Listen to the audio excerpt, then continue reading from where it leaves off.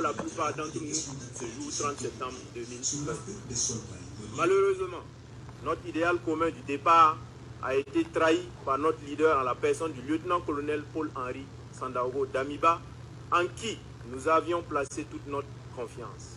En effet, la dégradation de la situation sécuritaire qui a justifié notre action a été reléguée au second plan au profit d'aventures politiques malheureuses. Loin de libérer les territoires occupés, les zones jadis paisibles sont passées sous contrôle des groupes armés terroristes. Notre vaillant peuple a assez souffert et souffre encore.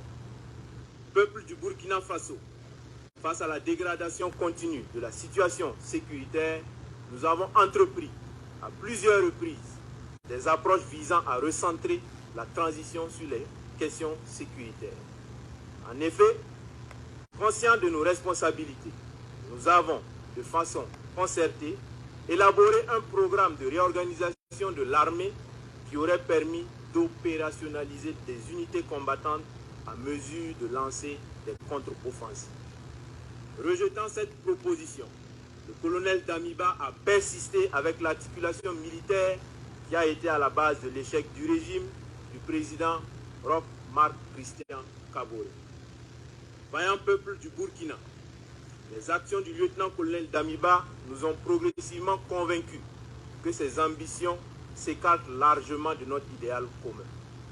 Nous avons assisté à une restauration au forceps d'un ordre ancien par des actes de nature à remettre en cause l'indépendance de la justice et à créer des précédents graves. Les choix hasardeux du lieutenant-colonel Damiba ont progressivement affaibli notre système sécuritaire. Les lourdeurs administratives qui caractérisaient le régime déchu se sont aggravées sous la transition, compromettant ainsi des opérations à caractère stratégique. Au regard de toutes ces dérives, nous avons décidé ce jour 30 septembre 2022 de déchoir le lieutenant-colonel Damiba du pouvoir d'État afin de poursuivre notre idéal commun avec l'ensemble du peuple burkinabé, à savoir la restauration de la sécurité et de l'intégrité de notre territoire. Chers concitoyennes et concitoyens, conscients de notre responsabilité historique, le MPSR engage par la présente l'ensemble des forces combattantes à se recentrer sur la question sécuritaire et au rétablissement de l'intégrité de notre territoire. La prise du pouvoir en ce moment traduit la ferme volonté du MPSR à une inclusion de toutes les couches sociales du Faso, sans distinction aucune dans la suite de la transition et dans notre lutte commune. Le MPSR rassure la communauté internationale que le Burkina Faso continuera de respecter ses engagements internationaux, notamment les droits humains. Nous invitons les vaillantes populations du Burkina Faso à vaquer à leurs occupations dans la tranquillité. Vive le Burkina Faso, la patrie ou la mort, nous vaincrons. Fait à Ouagadougou, le 30 septembre 2022, pour le MPSR, capitaine Traoré Ibrahim. Communiqué numéro 03. Peuple du Burkina Faso, concitoyennes, concitoyens, peuple combattant. Le MPSR porte à la connaissance de l'opinion nationale et internationale ce qui suit. 1. La Constitution est suspendue. 2. La charte de la transition est dissoute. 3. Le gouvernement est dissous. 4.